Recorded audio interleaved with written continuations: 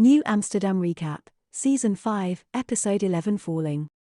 As New Amsterdam comes to a close, they're starting to make some big choices for where the characters are going and how their stories will end. Helen's return.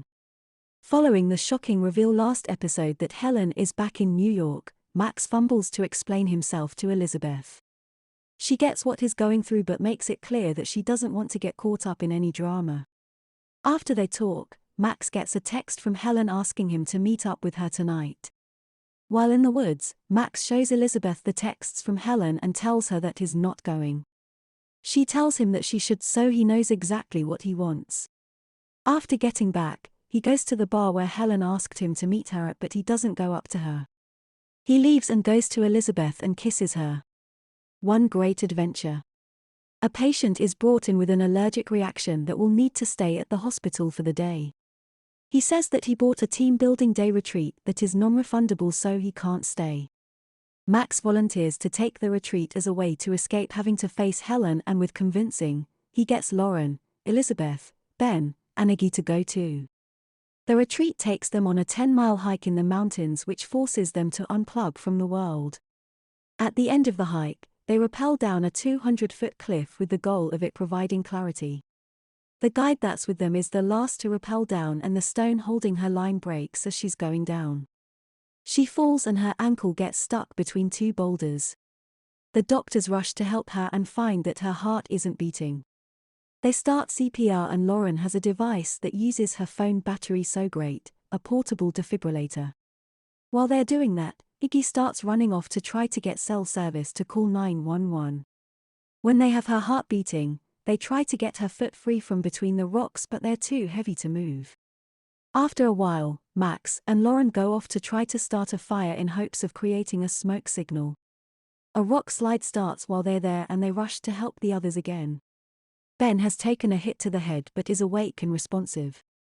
Max tries again to free the guide but has no luck. The only answer is to amputate her foot.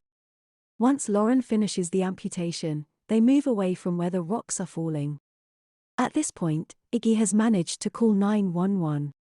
The woman is losing too much blood though and they realize that they need to cauterize the wound. They use metal from the repelling kit and the fire to do so.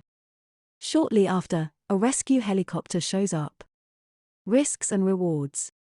An old friend from med school stops by Floyd's office and reveals to him that his son is in the ICU and requires neurosurgery. Floyd is quick to offer to help and explains to him that he'll call the best neurosurgery on the East Coast to do the procedure. Floyd's physical part of the surgery is putting the boy in suspended animation to stop his heart and prevent some complications. After they start the actual surgery on his brain, the radiation team comes in and discovers there was a leak in the OR. They demand that they all leave the OR, but Floyd fights them and insists that they have to stay and finish the surgery. The fight goes on for a bit but the radiation team lets limited staff stay if they wear a monitor and leave when the monitor detects that they've been in a certain amount of time. Reynolds is in the process of starting his heart when his monitor starts beeping. He refuses to leave until the heart starts beating again. Once the heart is beating, they move to another OR to close him up.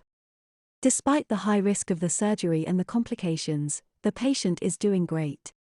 Gabrielle and Floyd video chat with his friend from where they're being kept from the radiation exposure.